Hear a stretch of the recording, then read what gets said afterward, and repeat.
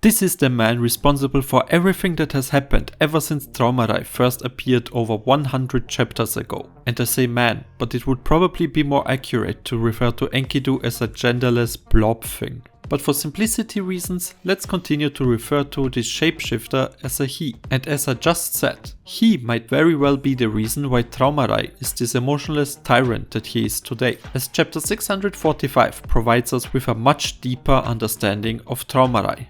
And with that, I want to welcome you back to another Tower of God chapter review. I'm Dennis and I hope you had a wonderful start to the new year, as this week we were treated to an emotional flashback, some serious callouts and the consequences of obsession disguised as friendship.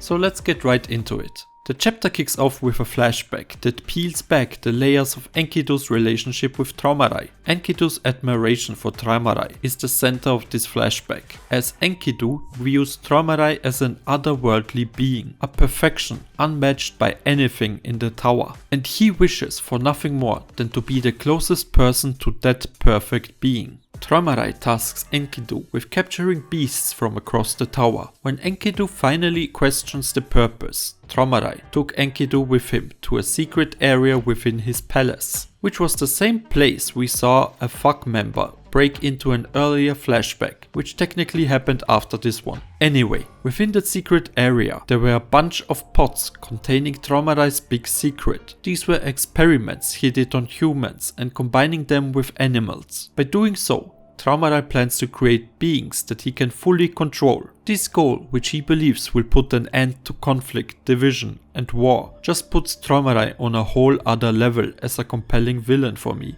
Traumerei's vision for peace involves stripping away free will and creating a world where he is the unquestioned master. We also get a deep dive into Enkidu's character in this chapter, and let me tell you, it's not pretty. Enkidu's loyalty to Traumerei, while initially seeming like unwavering devotion, is revealed to be rooted in selfishness. He really wants to be the only one standing beside Traumerei, a sentiment that's driven by a mix of jealousy and possessiveness. Enkidu isn't serving Traumerei out of love or respect. He is doing it because he wants to monopolize his master's attention, ensuring that no one else shares that connection. This shift in Enkidu's motivation adds a layer of complexity to his character. But then the flashback takes an even darker turn. Enkidu, jealous of Amizu's connection to Traumerei, sabotages her trust in him. He reveals Traumerei's experiments to her, but distorts the truth a bit, painting Traumerei as a human-hating tyrant.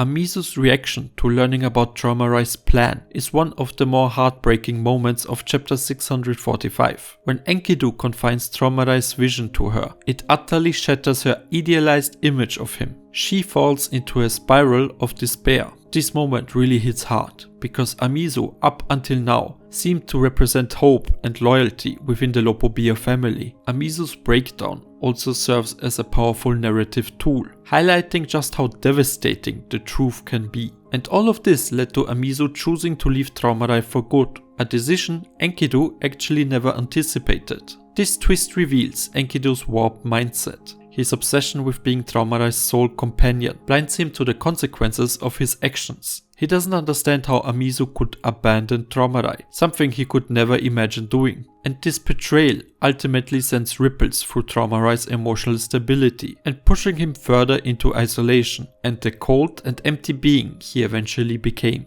Back to the present, and Bam, who has learned the truth thanks to the book he absorbed from Gustang, confronts Enkidu and delivers one of his most cutting verbal beatdowns yet. He blames Enkidu for Traumerei's descent into misery, calling out his obsession and jealousy, stating facts about how Amizu could have been the only one to change Traumerei, but because of Enkidu's interference, there was no one left that could stop Traumerei from becoming this monster he is today.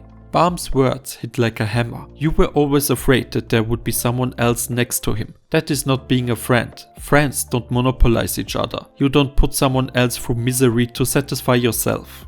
This confrontation is not just about Enkidu's actions, but also about the broader theme of what it means to truly care for someone. And I can't help but notice the parallels to Bam's and Rachel's relationship from the time when they were still outside the tower.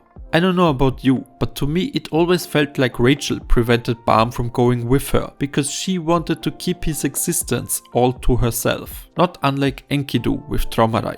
But anyway, Balm and his fiery speech leaves Enkidu visibly shaken. Enkidu retaliates by growing stronger and attacking Balm. Enkidu also revealed that he detached Bellarer and Gororo from his body and sent them after the chess pieces and Endorsi. Things are looking grim, until none other than Kun Aguero Agnes steps in. AA is on his way to Endorsi to ensure that their side end up with the chess pieces, which is how the chapter ends. This chapter masterfully blends backstory, emotional depth, and setups for future conflicts. Enkidu's tragic obsession and its consequences add layers to Traumerei's character, showing us how even the most powerful beings are shaped by those around them. And that is it for today's breakdown. What do you think about this chapter? Let me know your thoughts in the comments below. As always, thank you for watching and I hope to see you again. Bye!